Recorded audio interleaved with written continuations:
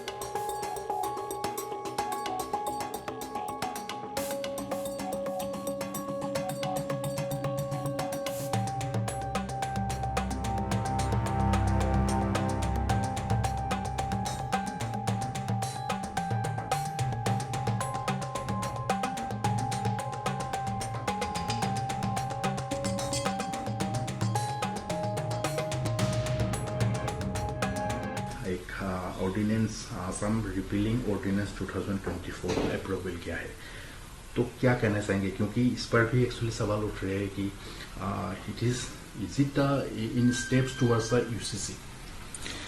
देखिए, इस सरकार को यूसीसी लाने की हिम्मत नहीं है।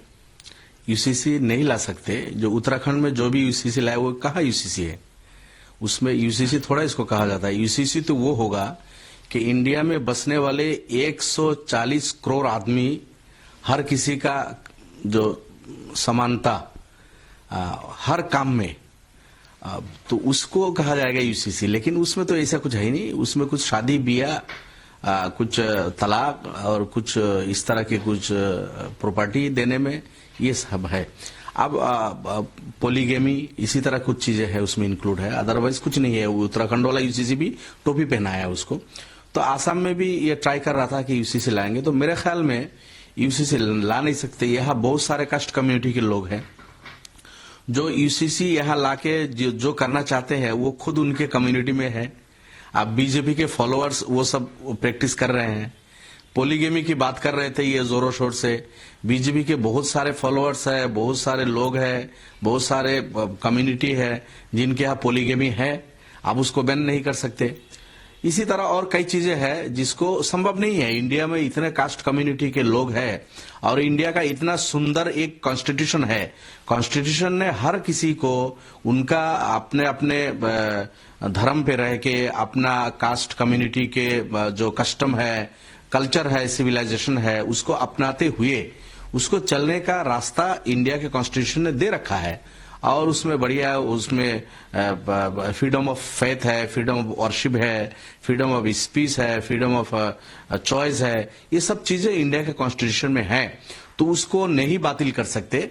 ये इनका सामने इलेक्शन है, सिर्फ ये धंधाबाजी है। मुसलमान को टारगेट करना, किसी कम्युनिटी को टारगेट करना, ये इनका लक्ष्य है। इसीलिए आसाम में देखिए, आप ना वो पोलीगेमी पे कोई बिल लाने वाले थे, नहीं ला पाए। अभी यूसीसी पे भी बिल लाने वाले थे, उसको भी नहीं ला पाया। अभी हिम्मत नहीं हुई इनकी।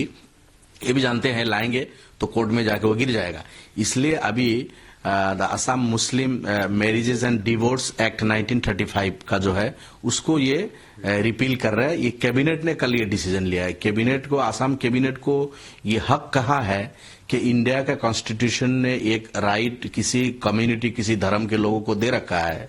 अब मुसलमान कैसे विवाह करेगा वो तुम तय करोगे क्या? मुसलमान कैसे विवाह करेगा वो तो इस्लाम धर्म में जो दिया हुआ है और इंडिया का कॉन्स्टिट्यूशन ने जो अलाउ किया है उसी हिसाब से होगा। देखिए, इसको इतना हाईलाइट करने की जरूरत नहीं है। मुसलमान शरीयत के ऊपर और कुरान के हुक्म के ऊपर चलेगा। एक्ट कितने ही बनाते रहे, एक्ट बनते रहेंगे। क्या मुसलमानों से ये कहा जाएगा कि निकाह मत करो, कोई और तरीका इस्तेमाल करो? क्या हिंदुओं से कहा जाएगा अपनी बॉडीज को जलाओ मत, दफन कर दो? हर मजहब के अपने अपने रिचुअल्स हैं और उसे मानते चले आ रहे हैं हजारों साल से, और मानते रहेंगे। आपके करने से क्या फर्क पड़ता है? क्या 3 तलाक खत्म हो गई? मिसयूज बढ़ गया 3 तलाक कानून का।